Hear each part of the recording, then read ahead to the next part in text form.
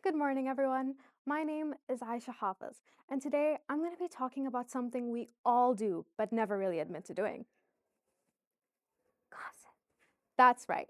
The juicy whispers you hear in the cafeteria room, the who did what, or who fought with who, or my all time favorite.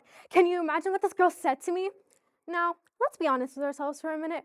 Raise your hand if you've ever been a part of a group chat where someone started the conversation with, "Guess what happened to me last night?" Chances are you have. And that's the thing about gossip. It's not just drama in disguise, it's the social glue that holds our communities together. That's right, gossip. Hold down your pitchforks and let me explain. Think about it. Back when our ancestors didn't have social media, they needed some way to get information from A to B. Granted, the gossip back then sounded a lot more different than it did today. Instead of it being like, "Did you see what Jessica wore last night?" It was more like, "Don't eat those berries. Steve ate those berries. And now there's no more Steve." In order to understand why we as humans need gossip so much, we need to first understand what gossip is. So, what's gossip? Sociologists define gossip as informal communication about those who aren't present, and it has some very important purposes. Let's start by giving some examples. For example, you have a friend who's telling you a story about a person they knew who overcame a struggle. It's not just a fun pastime. It's a story that teaches us resilience, and perhaps maybe one day we can use their struggles as a reference to navigate through our own struggles in life. Or when you have a friend who's venting to you about a person in their group project who refuses to do their part, they're slacking off all the time.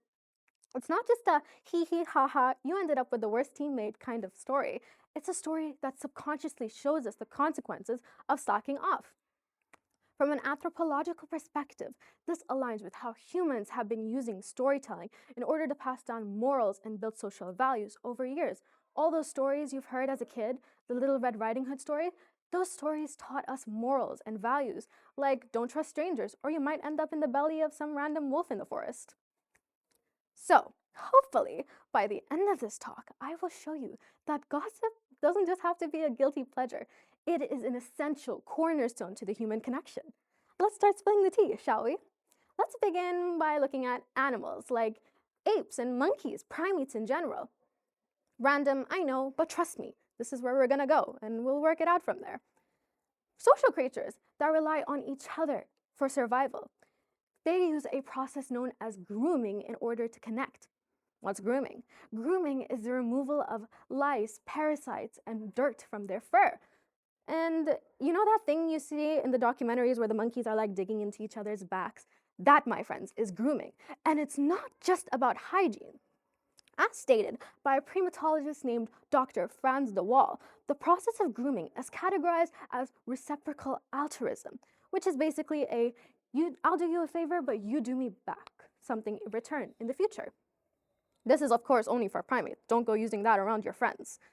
Otherwise, you'll sound like an absolute imbecile. But I digress. The process of grooming itself releases endorphins into the brain, those feel-good chemicals that strengthen social bonds and reduce stress. Here's the twist, though. So the process of grooming is really time-consuming, so sometimes monkeys think they can get away with not grooming the rest of its members and just receiving the grooming. Let's call our little slacker Bob. Sadly enough for Bob, he didn't know about another research by Dr. Franz de Waal in a book titled Our Inner Ape that states that monkeys have the ability to share reputational information about each other through their actions. Yes, they're gossiping through their bodies. Interesting, right? So, a member in the group will notice Bob slacking off, his repeating routine of waking up, eating, drinking, burping, sleeping, pooping. That's all he does all day. The members will notice this and they will begin to isolate Bob. It's a cry to the rest of the members. Watch out for that guy. And Bob will get demoted to saber-toothed tiger food. R.I.P. Bob. Okay, now that we know that monkeys gossip with their bodies, how does that have anything to do with us humans who gossip with our mouths? Well, A British anthropologist named Dr. Robin Dunbar has stated in his book titled Grooming, Gossip, and the Evolution of Language that as human communities grew larger, the process of grooming itself wasn't enough to maintain our social connections. Enter language, a game changer that allowed us to connect more efficiently. Instead of spending hours physically grooming each other, which, let's be real, would be totally awkward, we instead turned to talking. That way we were able to bond more efficiently, bond with multiple people at once, share valuable stories, or maybe just share a bunch of giggles near a campfire. In the same book, Dr. Dunbar has shown that a staggering 65% of human conversations revolve around social topics. That's just fancy term for we gossip a lot. Now that we've covered the sciencey part of gossip, let's dive a little bit into the history, because believe it or not, gossip has always been a part of the human experience. Now let's take a trip to ancient hunting-gathering society times, where life wasn't so glamorous. Food was scarce and danger lurked on every corner. The people you surrounded yourself at the time, these people weren't just your reputation, your likes, your follows on Instagram. These people were your lifeline, your food supply, your water, your safety. Gossip back then, it was more like a Yelp review. Don't go hunting with Bob. He's selfish and he never shares his food. Now the rest of the members will completely avoid Bob at such a pivotal part of our existence. Or ancient Greece, where reputation ruled everything. Gossip back then was a way to expose corruption and wrongdoing without even risking our necks.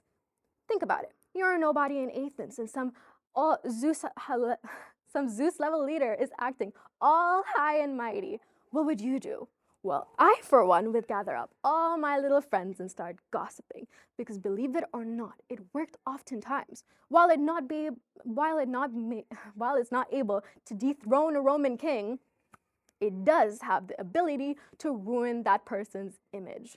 What that means is it makes them very vulnerable for betrayal. Yes. Or in ancient Roman empires. Let's picture this scenario. Your name is Lucius. You just finished your daily chores. Perhaps you stole a loaf of bread in your local grocery store. It doesn't really matter. Nobody saw you, right? You're on your way home, walking, enjoying the scenery. Oh, Pompeii, so beautiful at this time of day. And out of the corner of your eye, you catch, is that my name? Yes, dear Lucius. Sprawled out, big and tall, on the walls, carved, is Lucius stole the bread. How did they know? I literally just left the market. Well, Lucius, you should have been more careful, because apparently they found out. Back then, Romans used to carve out literal gossip onto the walls. You could be walking on an evening and suddenly your name is sprawled out.